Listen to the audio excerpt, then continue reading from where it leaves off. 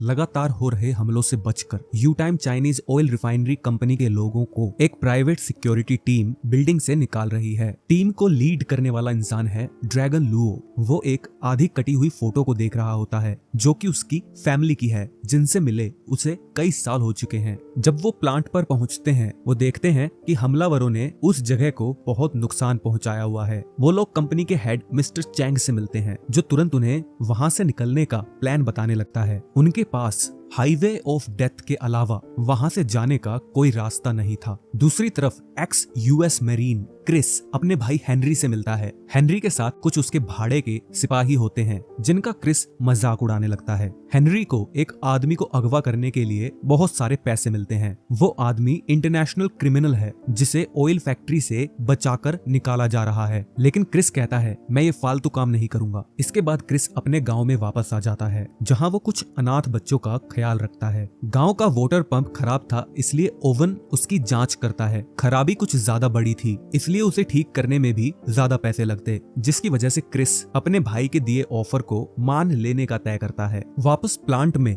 Luo और उसकी team plan तैयार करते हैं कि किस तरह से सेफली हम यहाँ के एम्प्लॉइज को बचाकर ले जा सकते हैं। इन्हीं एम्प्लॉइज के बीच वो इंटरनेशनल क्रिमिनल है। दूर से मे नाम की एक एम्प्लॉई उनको देख रही होती है। अगली सुबह वो प्लांट के सारे कंप्यूटर्स को बंद करके उनकी एक्सेस चाबी को अपने बैग में डाल लेती है। सिक्योरिटी टीम उन एम्प्लॉइज को लेकर बाहर खड़ी कुछ बसेस में बिठा देती है, लेकिन उन्हें ये नहीं पता था कि एक गद्दार ने उस बस पर निशान बना दिया था, जिसमें कंपनी का लीडर चैंग ट्रैवल कर रहा था। मे को लुओ की बस में बैठकर जाना होता है, जिससे वो थोड़ी नाखुश दिखती है। हेलीकॉप्टर्स भी बसेस के साथ ग्रीन जोन की तरफ रवाना होते हैं और कुछ ही देर में अब वो बसेस रोड पर अकेली होती हैं। अचानक से मे के हाथ में से किताब गिर जाती है और उसमें से एक आधी कटी हुई फोटो मिलती है। तभी हमें पता चलता है ये लुओ की बेटी है, क्योंकि लुओ के पास इस फोटो का आधा हिस्सा था। लुओ उससे बात करने की पूरी कोशिश करता है, लेकिन मे इतनी नाराज है कि वो अपने पिता को इग्नोर कर देती है। कुछ घंटों बाद वो हाईवे ऑफ डेथ पर पहुंच जाते हैं। वहां पर रोड के किनारे बहुत सारी जली हुई खराब कार्स पड़ी रहती हैं और इस रास्ते पर अलग अलग तरह के जाल बिछे होते हैं। वहाँ कुछ बच्चे भी होते हैं जो मदद की भीख मांगते हैं, लेकिन वो भी एक जाल है। उनकी रोड को दो कार्स ने ब्लॉक करा हुआ था, लेकिन लुओ उन्हें टक्कर मारकर रास्ता बनाता हुआ निकल जाता है और उसके बाद किनारे पर खड़ी हुई कार्स ब्लास्ट होने लगती हैं। लेकिन कोई बस रुकती नहीं है, क्योंकि वो जानते हैं कि ये सब एक जाल है। मे को परेशान देखकर लुओ कहता है, तुम डरो मत, मैं तुम्हें कुछ नहीं होने दूंगा। वो तभी कहती है कि मैं जानती हूँ आपको अपनी फैमिली से कोई फर्क नहीं पड़ता, यहाँ सिर्फ आप अपने मिशन को पूरा करने आए हो, वरना तुम मुझे और माँ को छोड़कर ऐसे नहीं जाते। कुछ दूर चलने के बाद एक रेत का तूफान नजर आता है, मगर उसे देखकर वो लोग हैरान थे, क्योंकि वेदर फोरकास्ट में तो आज का दिन बिल्कुल क्लियर था। उनके पास कोई दूसरा ऑप्शन तो था नहीं, इसलिए वो उस तूफान से लड़ते हुए अपना रास्ता तय करने लगते हैं। लुओ कहता है, ये कोई आम तूफान नहीं लग रहा। तभी सारी बसेस का एक दूसरे से कांटेक्ट खत्म हो जाता है। अगले ही पल मे को तूफान में कुछ नजर आता है। यहाँ हमें पता चलता है कि क्रिस और उसके साथी बसेस का पीछा कर रहे हैं और बस पर बने निशान की वजह से उन्हें आसानी से पता चल जाता है कि किस बस को टारगेट करना है।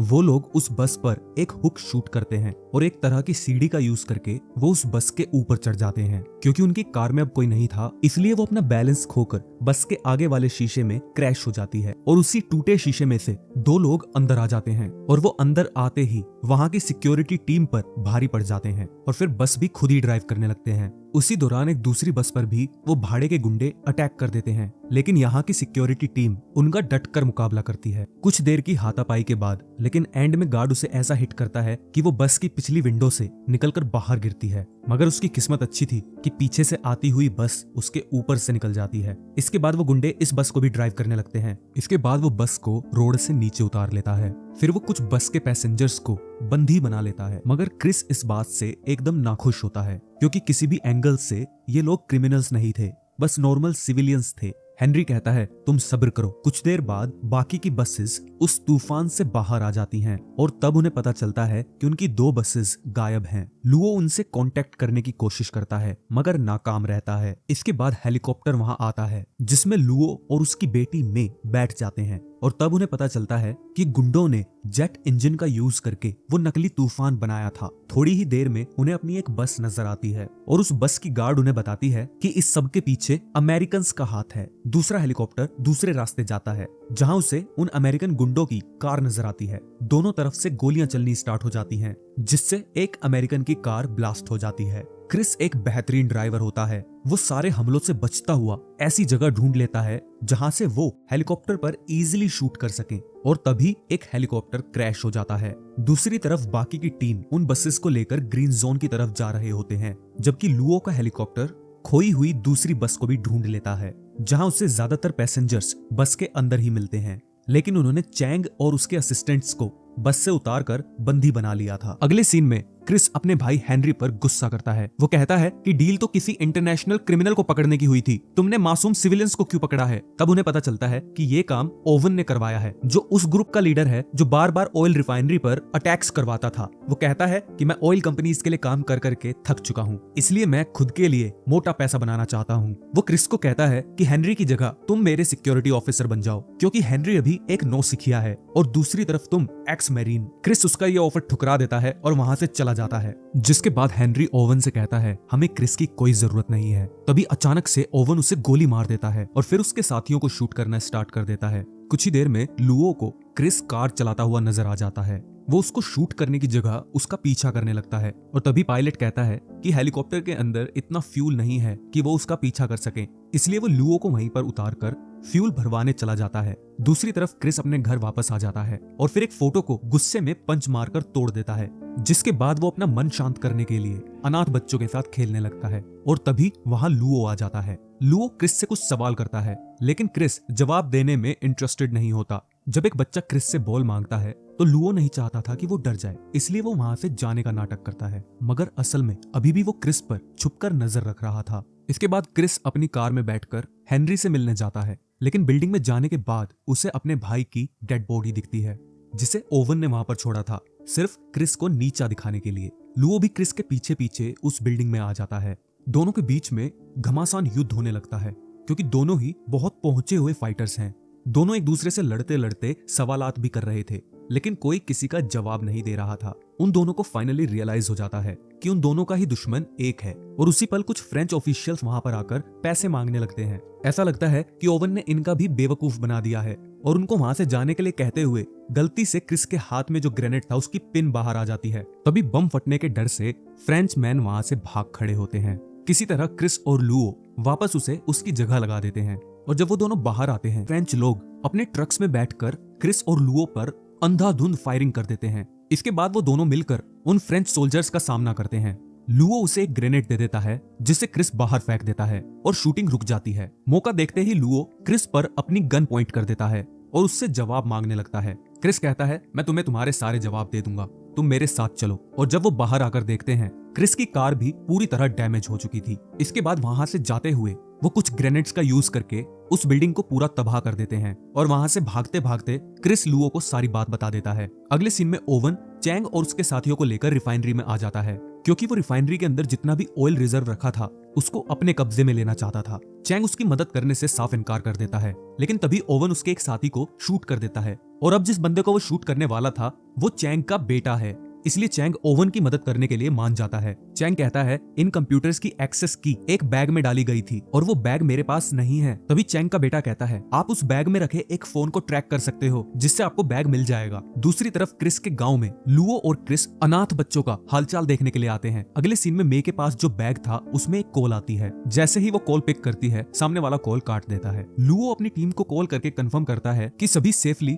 ग्रीन जोन में पहुंच चुके हैं कि नहीं। इसके बाद वो देखता है कि क्रिस बच्चों के साथ बिल्कुल बच्चा बन के रहता है, और तभी बच्चों का मन बहलाने के लिए वो भी क्रिस का साथ देने लगता है। इसके बाद वो दोनों बाहर खाना खाने चले जाते हैं, जहां क्रिस बताता है कि मुझे मे की किताब मिली थी। लुओ पूछता है तुम जानते हो मे कौन है? क्रिस बोलता है कि नहीं मैं नहीं जानता। लुओ कहता है मे मेरी बेटी है, हालांकि आजकल हमारे रिश्ते में थोड़ी कड़वाहट है क्योंकि वो पुरानी बात को लेकर मुझसे नाराज है। क्रिस कहता है मुझे आज भी मेरे पिता की याद आती है, वो अपने देश के लिए लड़ते हुए जंग में शहीद हो गए थे लुओ कहता है देश की रक्षा मतलब अपने परिवार की रक्षा, और तुम्हारे पिता तुम्हारी रक्षा करते हुए शहीद हुए हैं। उन दोनों की इस बात को मे ने सुन लिया था और उसकी अपने पिता को लेकर नाराजगी अब खत्म हो चुकी थी। अगले सीन में उस गांव में बाहर के कुछ लोग आ जाते हैं। मे बच्चों को लेकर एक सुरक्षित जगह पर जाने लगती है। वहीं दूसरी तरफ क्रिस और लुओ उन घुसपैठियों की तरफ जाने लगते हैं जो ओवन ने भेजे थे। क्रिस एक बंदे पर दीवार तोड़कर हमला करता है। दूसरी तरफ लुओ छत पर एक स्नाइपर को धराशायी कर देता है। तभी दूसरा शूटर लुओ को सरेंडर करने के लिए कहता है और उसी पल वहां पर क्रिस आ जाता है, जिससे वो छत ढह जाती है और वो दोनों मौका देखकर छुप जाते हैं और दूसरे बंदे के आने का इंतजार करते हैं। उसके करीब आते ही लुओ इशारा करता है और क्रिस उस पर हमला करके उसे धाराशायी कर देता है। लेकिन क्रिस लुओ के दूसरे सिग्नल को नहीं समझ पाता और वो गुंडे क्रिस को शूट करने ही वाले थे कि एंड मौके पर लुओ आके क्रिस की मदद करता है और उसी के हाथों उन गुंडों को शूट करवा देता है। इसके बाद क्रिस छत से निगरानी करता है और वहीं लुओ नीचे जमीन पर रहकर उसे जो भी दिखता है उसे मारने लगता है। एक के बाद एक वो दोनों उन सब पर भारी पड़ रहे थे, लेकिन अगले ही पल दुश्मनों को क्रिस की लोकेशन पता चल जाती है और वो उस पर रॉकेट लॉन्चर से अटैक कर देते हैं, जिसकी वजह से क्रिस ऊपर से नीचे गिरता है। लेकिन खुशकिस्मती से वो टूटे हुए टावर को अपने ऊपर गिरने से पहले वहां से दूर हो जाता है। इसके बाद क्रिस मे के पास जाता है और उससे चैंग का फोन ले लेता है, जिसे वो ओवन के भेजे हुए आदमियों को दिखाने लगता है कि ये रहा फोन, ले लो। गांव के सारे लोग बाहर आ जाते हैं क्रिस और लुओ की मदद करने के लिए, लेकिन ओवन का एक आदमी एक ग्रेनेड से गांव वालों को डराने की कोशिश करता है। वो गुंडे कहते हैं हमें कोई खून खराबा नहीं करना, हमें मे का बैग चाहिए। क्रिस उन्हें वो बैग दे देता है, हालांकि मे मना कर रही थी। बैग को लेकर ओवन के आदमी वहां से चले जाते हैं। अगली सुबह मे बताती है कि वो लोग बैग क्यों चाहते थे। शुरुआत में तो क्रिस को कोई फर्क नहीं पड़ता था कि कोई पागल अगर किसी कंपनी के रिजर्व ऑयल पर कब्जा करना चाहता है तो मुझे कोई फर्क नहीं पड़ता, लेकिन मे कहती है ये कोई छोटा मोटा रिजर्व नहीं है। अगर इस रिजर्व की किसी ने चोरी की तो ये दुनिया की सबसे बड़ी चोरी होगी और इससे सिर्फ कंपनी का लॉस नहीं होगा बल्कि पूरी कंट्री का लॉस होगा। बस ये सुनकर क्रिस हेल्प करने के लिए तैयार हो जाता है, जिसके बाद वो उन्हें अपने ट्रक्स दे देता है। लुओ मे को वहां आने से मना कर देता है। वो कहता है वहां जाना बहुत जोखिम भरा है। मे उन्हें वॉर्न करती है कि रिफाइनरी में गन्स मत यूज करना, वरना वहां पर बहुत बड़ा एक्सप्लोजन हो सकता है। जब वो चले जाते हैं मे नोटिस करती है कि वहां पर एक एक्स्ट्रा कार खड़ी है। बैग रिफाइनरी तक पहुंच जाता है और ओवन उसे चैंग को दे देता है। चैंग तुरंत कंप्यूटर एक्टिवेट कर देता है। तभी ऑयल पाइप्स के जरिए बंदरगाह पर खड़े एक जहाज में चढ़ने लगता है। जब क्रिस और लुओ वहां आ जाते हैं तब गार्ड्स उन पर फायरिंग करना स्टार्ट कर देते हैं और रॉकेट लॉन्चर से भी अटैक करते हैं। मगर क्रिस एक बेहतरीन ड्राइवर है, वो हमलों से बचता हुआ सारे बैरियर्स को तोड़ता हुआ रिफाइनरी में एंटर कर जाता है, लेकिन खुद को सामने वाले ट्रक से टकराने से बचाकर वो पास खड़े एक स्टैंड में टक्कर मार देता है, जिसकी वजह से वहां पर धूल का बादल सा फैल जाता है। अब सबको पता चल चुका था कि क्रिस और लुओ आ चुके हैं। ओवन कंप्यूटर में से की निकाल लेता है ताकि कोई कंप्यूटर ऑफ करके ऑयल की सप्लाई को ना रोक सके और अपने कुछ पर्सनल गार्ड्स के साथ वो वहां से निकल जाता है। दूसरी तरफ लुओ और क्रिस बड़ी ही बहादुरी के साथ गार्ड्स का सामना कर रहे होते हैं। वहां पर मौजूद कोई भी गार्ड इन दोनों जितना काबिल नहीं है और मजबूरन वो गन का इस्तेमाल भी नहीं कर सकते थे, इसलिए गार्ड्स को इन दोनों के साथ हैंड टू हैंड कॉम्बैट करना पड़ता है, जिसमें ये दोनों उन पर बहुत भारी पड़ते हैं। क्रिस और लुओ एक दूसरे की मदद करते हुए बड़ी ही आसानी से गार्ड्स को धूल चटा रहे थे। आखिरकार वो दोनों बिल्डिंग के मेन एरिया में आ जाते हैं। वहां पर एक गार्ड ऑलरेडी उनका इंतजार कर रहा था, मगर लुओ उसका ध्यान भटकाता है। क्रिस उस पर हमला करता है। मौके का फायदा उठाकर लुओ चैंग और उसके बेटे को वहां से भागने के लिए कहता है, जिसके बाद वो दोनों उस गार्ड का मुकाबला करते हैं। इस बार क्रिस बात करने के बहाने उस गार्ड का ध्यान भटकाता है और मौके का फायदा उठाकर लुओ उस पर अटैक करता है। अब लुओ कहता है कि मैं इस गार्ड को संभाल लूंगा और क्रिस कहता है ओवन को तुम मुझ पर छोड़ दो, लेकिन ओवन कार में बैठकर वहां से चला जाता है। तभी मे वहां पर आ जाती है जो क्रिस को अपने साथ बिठाकर ओवन का पीछा करती है। रिफाइनरी में लुओ गार्ड्स के साथ हैंड टू हैंड फाइट कर रहा था। चैंग उसे दूर से देखता है। लुओ उसे कहता है यहाँ से निकल जाओ। उसी पल एक गार्ड चैंग के पीछे भागने लगता है। तभी लुओ आग बुझाने वाली फोम गन का यूज करके उस गार्ड को चैंग का पीछा करने से रोक देता है। अनफॉर्चुनेटली वो गन भी टूट जाती है, जिसकी वजह से लुओ को भी चोट लगती है और वो नीचे गिर जाता है। इसके बाद उस पूरे एरिया में फोम गिरने लगती है। लुओ एक वायर को अपनी बेल्ट में अटैच करता है ताकि वो नीचे गिरकर उस फोम में डूब ना जाए। वो गार्ड अभी भी उस पिलर पर चढ़ के ऊपर से भागने की कोशिश कर रहा था, लेकिन वो गार्ड ज्यादा देर तक लुओ का सामना नहीं कर पाता। दूसरी तरफ रोड पर ओवन और क्रिस के बीच फायरिंग हो रही थी। ओवन की गन की गोलियां खत्म हो जाती हैं, इसलिए वो अपनी कार को रोड से नीचे उतार लेता है, क्योंकि उसे लगता था कि क्रिस की पुराने जमाने की कार ऑफ रोडिंग नहीं कर पाएगी। उनके सामने एक रेत का टीला आता है। ओवन की कार उसे आसानी से कवर कर लेती है, मगर मे की कार क्रैश हो जाती है। मे और क्रिस को समझ नहीं आता कि अब क्या करें, लेकिन तभी वहां लुओ आ जाता है उस जेट वाले ट्रक को लेकर। क्रिस कहता है ये ट्रक तो बहुत धीरे चल रहा है, हमें इसकी स्पीड बढ़ानी होगी, इसलिए हमें इसमें लगे जेट इंजन को ऑन कर देना चाहिए। और एक बटन दबाते ही वो जेट स्टार्ट हो जाता है और उनके ट्रक की रफ्तार बहुत तेजी से बढ़ने लगती है। इस स्पीड से चलने की वजह से उस ट्रक की टक्कर एक ऑयल ले जाते हुए ट्रक से हो जाती है, जिस वजह से वहां मौजूद सारे ऑयल वाले ट्रक एक्सप्लोजन के साथ फट जाते हैं और आगे चल रही ओवन की कार भी क्रैश हो जाती है। ओवन का ड्राइवर वहीं मारा जाता है, मगर ओवन बच जाता है। ओवन मरना नहीं चाहता था, इसलिए वो क्रिस को बहुत बड़ी रकम ऑफर करता है, लेकिन क्रिस मना कर देता है, जिसके बाद ओवन ड्राइवर की सीट पर बैठकर वहां से रवाना हो जाता है। लुओ उसके पीछे जाना चाहता था, लेकिन ट्रक का टैंक लीक कर रहा था और वहां पर कीचड़ हो गया था। क्रिस उस ट्रक में साइड में लगे कुछ बटन्स प्रेस करता है, जिसके बाद ट्रक के साइड्स में 2 प्लेटफॉर्म्स आ जाते हैं और ट्रक कीचड़ से बाहर आ जाता है और जेट इंजन की ताकत से वो ट्रक रेगिस्तान में स्लाइड करने लगता है। इसके बाद वो लोग ओवन की कार को टक्कर मारकर घसीटते हुए एक खाई की तरफ ले जाने लगते हैं। लुओ कहता है इस तरह से हम सब भी खाई में गिर जाएंगे, मगर क्रिस को कुछ सुनाई नहीं देता। इसके बाद लुओ खुद को और मे को एक रस्सी से बांध लेता है और ट्रक के खाई में गिरने से पहले वो दोनों ट्रक से कूद जाते हैं। ट्रक के साथ क्रिस भी नीचे गिर जाता है और तब वो लोग देखते हैं कि उनकी रस्सी ओवन की कार में उलझी हुई है। ओवन सोचता है कि अब मेरे साथ ये भी मारे जाएंगे, लेकिन लुओ मौका रहते उस रस्सी को खोल देता है। इसके बाद मे और लुओ जोर जोर से क्रिस को आवाज लगाने लगते हैं, लेकिन कोई रिप्लाई नहीं आता। इसके बाद लुओ अपनी नोटबुक में रखी उस पिक्चर को देखती है, जिसके दोनों टुकड़े किसी ने जोड़ दिए थे। वो दोनों एक दूसरे को हग करते हैं और तभी नीचे से क्रिस लुओ का पैर पकड़ लेता है। वो दोनों उसे देखकर बेहद खुश होते हैं। यहाँ लुओ को पता चलता है कि क्रिस और मे एक दूसरे को प्यार करते हैं। लुओ इस बात से थोड़ा नाखुश होता है। उन तीनों को पता था कि वो यहाँ फंस चुके हैं और उनके पास मदद की गुहार लगाने के अलावा कोई रास्ता नहीं था। अगले सीन में लुओ की टीम उन ऑयल के शिप्स पर कब्जा कर लेती है और फिल्म के एंड में दिखाया जाता है कि उन तीनों को भी बचा लिया गया था और वो तीनों क्रिस के गांव में जो खराब वाटर पंप था उसे ठीक कर देते हैं। लेकिन तभी लुओ की टीम वहां आती है और कहती है एक नया मिशन आया है। इस मिशन में लुओ क्रिस को भी इनवाइट करता है। अगर आपको फिल्म का नरेशन अच्छा लगा हो तो प्लीज वीडियो को लाइक करें और अगर चैनल पर नए हैं तो प्लीज चैनल को सब्सक्राइब करें। Thanks for watching.